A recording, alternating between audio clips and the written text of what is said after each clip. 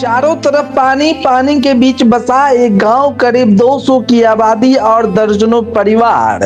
कटाव ने इन लोगों की आशियाने छीनने शुरू कर दिए। खाने के लिए घर में अनाज नहीं, सामने उफनती नदी और हर पल घर टूटने का डर।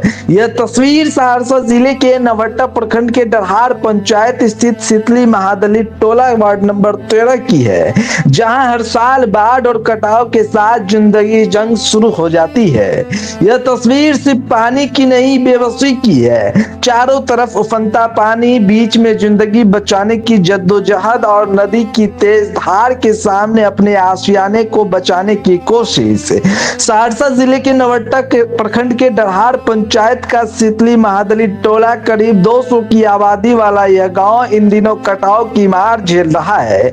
दर्जनों घर नदी के निशाने पर है और लोगों के सामने सबसे बड़ा सवाल है, आज खाना कहां से आएगा और कल घर बचेगा भी या नहीं।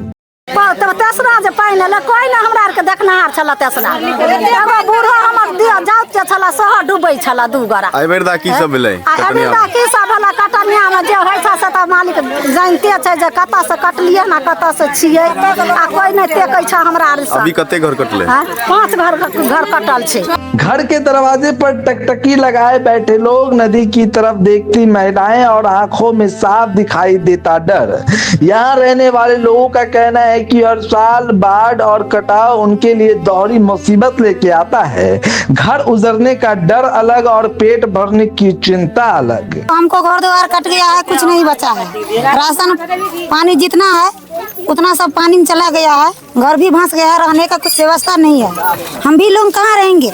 मुखिया सरपंच बन करके अब पीछे हो गए, आदमी देखने का साधन कोई नहीं है। कई घरों में अनाज खत्म हो चुका है। लोगों के मुताबिक ऐसे वक्त में भुट्टे का भूजा ही पेट भरने का सहारा बनता है। बच्चों की परवरिश कैसे हो, बीमार को अस्पताल तक कैसे पहुंचाया जाए, इन सवालों का जवाब किसी के पास नहीं। नदी की तेज धार की आवाज यहाँ रहने वाले लोगों के लिए सिर्फ पानी की आवाज नहीं, बल्कि हर पल मंडराते खतरे की आहट है। लोगों का आरोप है कि मुश्किल की इस घड़ी में सरकारी मदद अब तक उनके दरवाजे तक नहीं पहुंची। सवाल यही है, जब हर साल यही हालात बनते हैं तो अस्थायी इंतजाम क्यों नहीं? इन्हीं सवालों का जवाब तलाशने के लिए सहरसा नाव के संवाददाता शमसुल खुदा जोखिम भरे रास्तों और पगडंडियों से होते हुए गांव पहुंचे। कैमरा देखते ही लोगों ने अपना दर्द सामने रख दिया। किसी ने घर कटने की कहानी सुनाई तो किसी ने भूख और बच्चों की चिंता बताई। महिलाओं की आंखों में आंसू थे और पुरुषों की आवाज में बेबसी।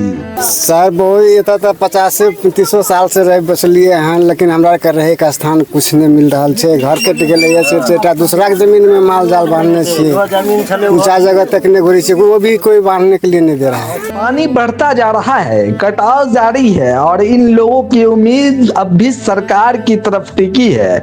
इनका सवाल सीधा है, आखिर हमारी क्या गलती है? सुविधा और मदद हमारे गांव तक क्यों नहीं पहुंचती? उफनती नदी के बीच टूटते घरों के साथ शीतली महादलित टोला आज सिर्फ मदद नहीं, बल्कि अपने अस्तित्व को बचाने की गुहार लगा रहा है। सहरसा नाव के साथ ब्यूरो रिपोर्ट मोहम्मद सरफराज आलम, सहयोगी शमसुल खुदा की रिपोर्ट।